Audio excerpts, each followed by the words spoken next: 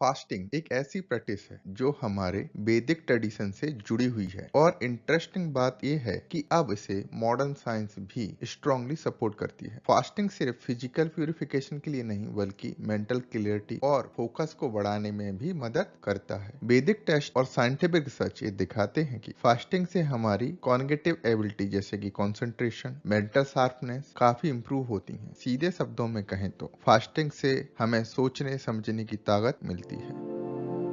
वैदिक ट्रेडिशन में फास्टिंग, जिसे हम उपवास कहते हैं, का मेन पर्पज है बॉडी और माइंड को प्यूरिफाई करना। वेदों में ये माना गया है कि फास्टिंग से बॉडी की इंटरनल एनर्जी यानी जो बॉडी के दोष हैं वो बैलेंस में आते हैं, जिससे आपको क्लियर माइंड और स्पिरिचुअल अवेयरनेस मिलती है। आयुर्वेद के हिसाब से फास्टिंग से बॉडी के टॉक्सिन एलिमिनेट होते हैं। अगर ये टॉक्सिन बॉडी में ज्यादा हो जाए तो माइंड को क्लाउडी बना देते हैं, जिससे डिसीजन मेकिंग और फोकस पर बहुत बुरा असर पड़ता है। हमारे वैदिक ग्रंथों में एक बहुत ही इंटरेस्टिंग कॉन्सेप्ट है जिसे हम सत्वा कहते हैं। ये प्योरिटी और हार्मोनी का प्रतीक है। जब हम फास्टिंग करते हैं तो हमारे अंदर सत्वा क्वालिटीज बढ़ती हैं, जिससे हमारा माइंड ज्यादा शांत हो जाता है, डिस्ट्रैक्शंस कम होने लगते हैं और कंसंट्रेशन में काफी इंप्रूवमेंट आता है। ये जो कॉन्सेप्ट है वो योगिक बिलीफ के साथ भी परफेक्टली अलाइन करता है। यानी अगर हम अपनी डाइट को कंट्रोल करते हैं या फास्टिंग करते हैं तो हमारी मेडिटेशन प्रैक्टिस भी ऑटोमेटिकली डीपर हो जाती है और फोकस लेवल बेटर हो जाता है। अब देखो, फास्टिंग के दौरान जो एनर्जी नॉर्मली हमारे बॉडी को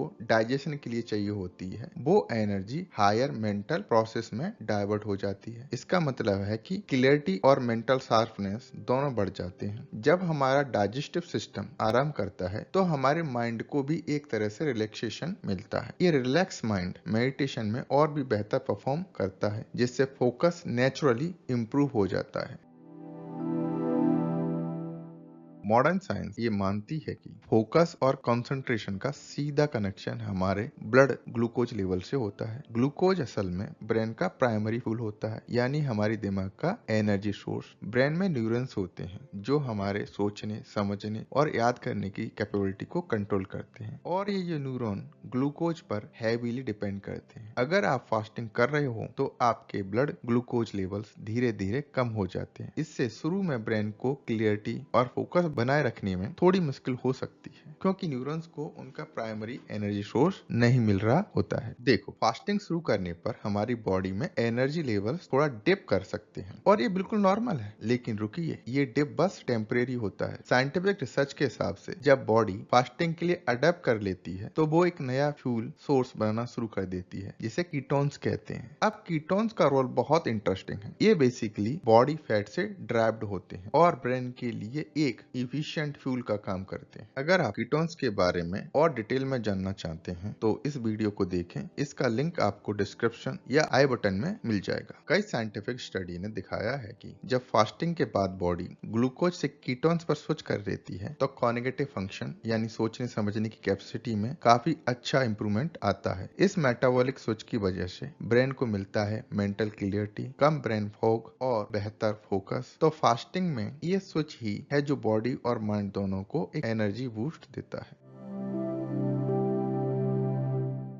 देखो, फास्टिंग का एक बहुत ही इंटरेस्टिंग असर हमारे पैरासिम्पैथेटिक नर्वस सिस्टम पर होता है। ये वही सिस्टम है जो हमारी बॉडी में रेस्ट, रिलैक्सेशन और डाइजेशन को रेगुलेट करता है। जब आप फीड स्टेट में होते हैं, मतलब आपने खाना खा लिया है और आपकी बॉडी उस खाने से न्यूट्रिएंट्स को अब्सॉर्ब कर रही है, तब पैरासिम्पैथेटिक नर्वस सिस्टम ज्यादा एक्टिव हो जाता है। इसका सीधा मतलब है कि आपकी बॉडी को आराम का सिग्नल मिल रहा है। इससे आपको एक तरह की रिलैक्सेशन महसूस होती है, जिससे बॉडी आराम मोड में चली जाती है। इस प्रोसेस के दौरान हल्का हल्का आलस और सुस्ती जैसी फीलिंग भी आती है, जो हम में से कई लोगों को खाना खाने के बाद महसूस होती है। ऐसा इसलिए होता है क्योंकि जब आपका पीएनएस एक्टिव होता है तो ये आपके ब्रेन और बॉडी को कहता है कि अब एनर्जी का यूज कम करना है और रिलैक्स करना है। लेकिन फास्टिंग के दौरान पैरासिम्पैथेटिक नर्वस सिस्टम की एक्टिविटी थोड़ी कम हो जाती है और सिंपैथेटिक नर्वस सिस्टम ज्यादा एक्टिव हो जाता है, जो अलर्टनेस और हाइटेंड अवेयरनेस फ्रेशनेस के साथ जुड़ा होता है। इस बैलेंस शिफ्ट से आपका फोकस और क्लियरिटी इंप्रूव हो जाती है, क्योंकि आपका ब्रेन एक ज्यादा एंगेज्ड और अलर्ट स्टेट में आ जाता है। जो लोग रेगुलर फास्ट करते हैं वे अक्सर ये रिपोर्ट करते हैं कि फास्टिंग के बाद उन्हें ज्यादा एनर्जी और मेंटल शार्पनेस फील होती है, खास करके जब उनकी बॉडी फास्टिंग के साथ अडेप्ट हो जाती है।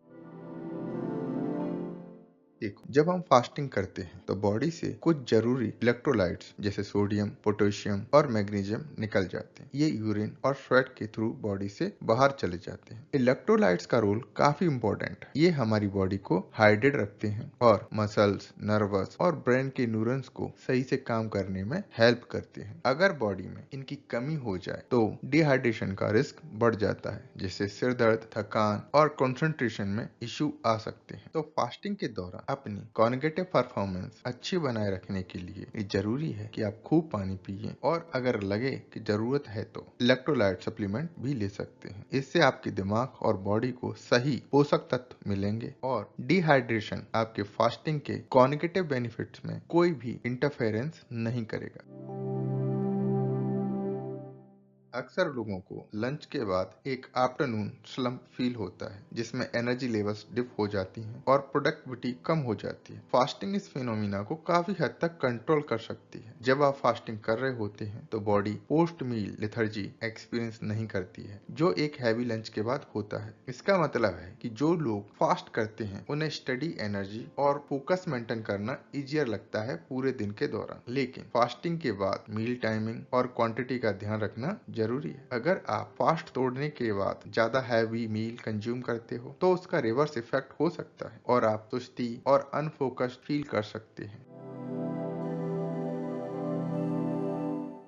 चाहे प्राचीन वैदिक विजडम हो या मॉडर्न साइंस, फास्टिंग एक पावरफुल टूल हो सकती है फोकस और मेंटल क्लैरिटी को एनहांस करने के लिए। पर इसे इफेक्टिव बनाने के लिए आपको माइंडफुल और बैलेंस अप्रोच लेनी चाहिए। ये कुछ प्रैक्टिकल टिप्स हैं जो आप अपने जीवन में अपना सकते हो। कोशिश करें कि दिन की पहली वर्क सेशन को बिना कुछ खाए फास्टेड मोड में ही शुरू करें। कई लोगों को लगता है कि उनका फोकस बहुत शार्प रहता है जब पहली मील लेने से पहले वो काम करते हैं। इससे आपके दिमाग में क्लियरिटी रहती है और डिस्ट्रक्शंस कम होते हैं।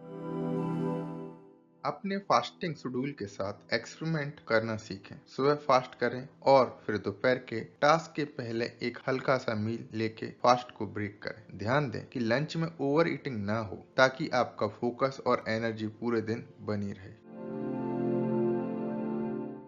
पानी काफी पिए और इलेक्ट्रोलाइट्स को बैलेंस में रखें, ताकि डिहाइड्रेशन आपकी कॉग्निटिव परफॉर्मेंस को खराब ना करे।